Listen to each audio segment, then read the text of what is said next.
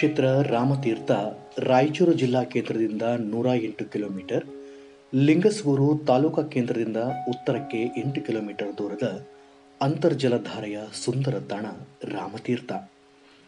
ಈ ರಾಮತೀರ್ಥಕ್ಕೂ ರಾಮಾಯಣಕ್ಕೂ ಅವಿನಾಭಾವ ಸಂಬಂಧವಿದೆ. ಶ್ರೀರಾಮ ಸೀತೆಯನ್ನ ಹುಡುಕಿಕೊಂಡು ಲಂಕೆಗೆ ಹೋಗುವಾಗ ಈ ಪ್ರದೇಶಕ್ಕೆ ಭೇಟಿ ನೀಡಿ ಇಲ್ಲಿ ಕೆಲ ದಿನ ತಂಗಿದ್ದರೆಂಬ ಐತಿಹ್ಯಗಳಿವೆ. ಗುರುಗುಂಟಿ ಅಮರೇಶ್ವರ ಪರಿಸರದಲ್ಲಿರುವ ಈ ರಾಮತೀರ್ಥ ನಿಸರ್ಗ ರಮಣೀಯ ಪ್ರದೇಶವಿರುವ ಪುಣ್ಯಕ್ಷೇತ್ರ. ಎಡಬಲಗಳಲ್ಲಿ ಗುಡ್ಡ ಬೆಟ್ಟಗಳಿಂದ ಕೂಡಿದ ಈ ಪ್ರದೇಶ ಮಳೆಗಾಲದಲ್ಲಿ ಪ್ರವಾಸಿಗರಿಗೆ ನಯನ ಮನೋಹರ ನೀಡುತ್ತದೆ. ಎರಡು ಬೆಟ್ಟಗುಡ್ಡಗಳ ಇಳಿಜಾರಿನ ಮಧ್ಯದಲ್ಲಿ ಈ ಜಲ ಗುಪ್ತಗಾಮಿಯಾಗಿ ಹರಿಯುವಂಥ ತೀರ್ಥಕ್ಷೇತ್ರ ಇದು. ಶ್ರೀರಾಮ ತನ್ನ ಧರ್ಮಪತ್ನಿ ಸೀತಾದೇವಿ ಹಾಗೂ ಸಹೋದರ ಲಕ್ಷ್ಮಣನೊಡನೆ 14 ವರ್ಷಗಳ ಕಾಲ ವನವಾಸಕ್ಕೆ ತೆರಳುತ್ತಾನೆ. ಲಂಕಾಧಿಪತಿ ರಾವಣ ಸೀತಾದೇವಿಯನ್ನು ಅಪಹರಿಸಿಕೊಂಡು ಲಂಕೆಗೆ ಹೋಗುತ್ತಾನೆ. ಶ್ರೀರಾಮ ಲಕ್ಷ್ಮಣರು ಸೀತಾದೇವಿಯ ಶೋಧ ಕಾರ್ಯದಲ್ಲಿ ತೊಡಗುತ್ತಾ ಮಾರ್ಗ ಮಧ್ಯೆ ಅಲ್ಲಲ್ಲಿ ಕುರುಹುಗಳನ್ನು ಬಿಟ್ಟು ಹೋಗಿದ್ದಾರೆ. ಅಂತಹ ಕುರುಹುಗಳಲ್ಲಿ ರಾಮತೀರ್ಥ ಒಂದು. ಕೃಷ್ಣಾ ನದಿ ದಾಟಿ ದಕ್ಷಿಣದ ಕಡೆಗೆ ಹೊರಟ ಶ್ರೀರಾಮ ಲಕ್ಷ್ಮಣರು ಎರಡೋಣ ಗ್ರಾಮದ ಬಳಿಯ ಗುಡ್ಡಗಾಡು ಪ್ರದೇಶಕ್ಕೆ ಆಗಮಿಸಿದಾಗ ಅವರಿಗೆ ಬಾಯಾರಿಕೆಯಾಗಿರುತ್ತದೆ. ಎಲ್ಲಿ ಹುಡುಕಿದರೂ ನೀರು ಸಿಗುವುದಿಲ್ಲ. ಆಗ ಶ್ರೀರಾಮ ತನ್ನ ಬಿಲ್ಲಿನಿಂದ ಬಾಣವನ್ನು ಕಲ್ಲು ಬಂಡೆಯ ಸಂದಿನಲ್ಲಿ ಬಿಟ್ಟಾಗ ಕಲ್ಲು ಬಂಡೆಯ ಸಂದಿನಿಂದ ನೀರು ಉದ್ಭವಿಸುತ್ತದೆ. ಆಗ ತಮ್ಮ ಬಾಯಾರಿಕೆ ದಾಹ ತೀರಿಸಿಕೊಂಡು ಕೆಲ ಕಾಲ ಇಲ್ಲಿ ತಂಗಿದ್ದರೆಂದು ಇತಿಹಾಸದಿಂದ ತಿಳಿದು ಬರುತ್ತದೆ. ಶ್ರೀರಾಮ ಲಕ್ಷ್ಮಣರು ಬಾಯಾರಿಕೆ ತಣಿಸಿಕೊಂಡ ತಾಣವೇ ಇಂದು ನಮಗೆ ಕಾಣಸಿಗುವ ಶ್ರೀ ರಾಮತೀರ್ಥ ಪುಣ್ಯಕ್ಷೇತ್ರ. ಇದರ ಕುರುಹಾಗಿ ಆ ಸ್ಥಳದಲ್ಲಿ ಶಿವಲಿಂಗ ಪ್ರತಿಷ್ಠಾಪಿಸಿ ದೇವಸ್ಥಾನ ನಿರ್ಮಿಸಿ ಶ್ರೀರಾಮಲಿಂಗೇಶ್ವರನೆಂದು ಕರೆಯುತ್ತಾ ದಿನನಿತ್ಯ ಪೂಜೆ ಪುನಸ್ಕಾರ ಮಾಡುತ್ತಾ ಬರಲಾಗುತ್ತಿದೆ. ನೀರು ಬರುವ ಕಲ್ಲು ಬಂಡೆಯ ಕೆಳಗಿನ ಇನ್ನೊಂದು ಹಾಸು ಕಲ್ಲಿನಲ್ಲಿ ಗುಂಡಿ ನಿರ್ಮಿಸಿದ್ದು, ಕಲ್ಲು ಸಂದಿಯಿಂದ ಬರುವ ನೀರು ಆ ಗುಂಡಿಯಲ್ಲಿ ತುಂಬಿ ಹೆಚ್ಚಾದ ನೀರು ಮುಂದೆ ನಿರ್ಮಿಸಿದ ಹೊಂಡದಲ್ಲಿ ಸಂಗ್ರಹಗೊಳ್ಳುತ್ತದೆ.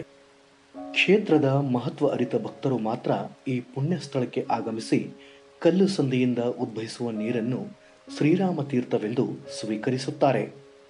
ಹೊಂಡದಲ್ಲಿ ಪುಣ್ಯ ಸ್ನಾನ ಮಾಡಿ ರಾಮಲಿಂಗೇಶ್ವರನ ದರ್ಶನ ಪಡೆದು ಪುನೀತರಾಗುತ್ತಾರೆ. ಹೊಂಡದ ಪಶ್ಚಿಮದ ಗೋಡೆಗೆ ಶ್ರೀರಾಮನ ಭಕ್ತ ಪವನಪುತ್ರ ವೀರ ಹನುಮಾನನ ಉಬ್ಬು ಶಿಲ್ಪವಿದೆ. ಹನುಮಾನ್ ಶಿಲ್ಪದ ಕೆಳಭಾಗದಿಂದ ನಿರಂತರವಾಗಿ ನೀರು ಹರಿಯುತ್ತಿದೆ. ಈ ನೀರು ವರ್ಷದ 12 ತಿಂಗಳ ಹರಿಯುತ್ತಿದೆ ಎಂದು ಗ್ರಾಮಸ್ಥರಾದ ಬಸಪ್ಪ ಮಡಿವಾಳರು ಹೇಳುತ್ತಿದ್ದಾರೆ. ಇಲ್ಲಿ ಹರಿಯುವ ನೀರಿನಲ್ಲಿ ಔಷಧೀಯ ಗುಣಗಳಿವೆ. ಚಳಿಗಾಲ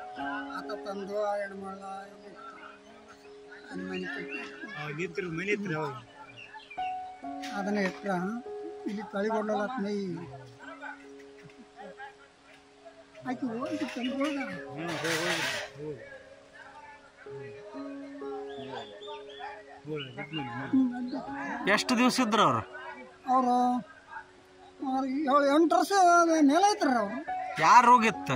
ನೋಡಿ ಸಡ್ಡಕ್ಕೆ ನಿಂತ್ರಿ ಒಟ್ಟು ಕುಷ್ಠರೋಗ. ಹಾ ಹಾ ಹಾ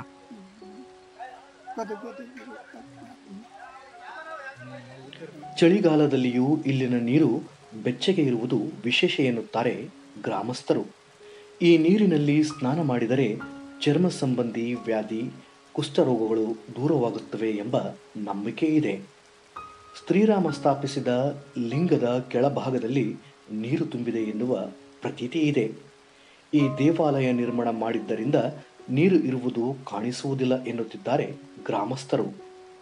ಶ್ರೀರಾಮನ ದೇವಸ್ಥಾನದ ಬದಿಯಲ್ಲಿ ವಿಶಿಷ್ಟ ರೂಪದ ಬೇವಿನ ಮರವಿದ್ದು, ಮರದ ಬಡ್ಡಿಯಿಂದಲೇ ಒಲೆಗಳು ಕೂಡ ಎಲ್ಲ ಟೊಂಗೆಗಳು ಎಡಮುರುಗಿಯಾಗಿ ಬೆಳೆದಿದೆ.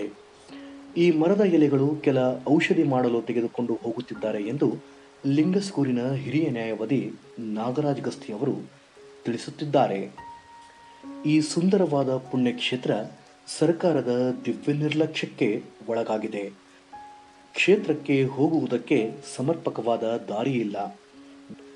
ದೇವಾಲಯದವರೆಗೆ ಹೋಗಲು ರಸ್ತೆ ಇದ್ದು ಈ ರಸ್ತೆ ಸುಧಾರಣೆಗೊಂಡಿಲ್ಲ. ಕಚ್ಚಾ ರಸ್ತೆಯಲ್ಲಿ ಹೋಗಬೇಕಾಗಿರುವುದರಿಂದ ವಿಷಾದನೀಯ ಸಂಗತಿ. ಶ್ರೀರಾಮನ ಭಕ್ತರು ಒಂದು ಬಾರಿಯಾದರೂ ಈ ಪುಣ್ಯಕ್ಷೇತ್ರಕ್ಕೆ ಭೇಟಿ ನೀಡುವುದು ಅವಶ್ಯ ಎನಿಸುತ್ತದೆ.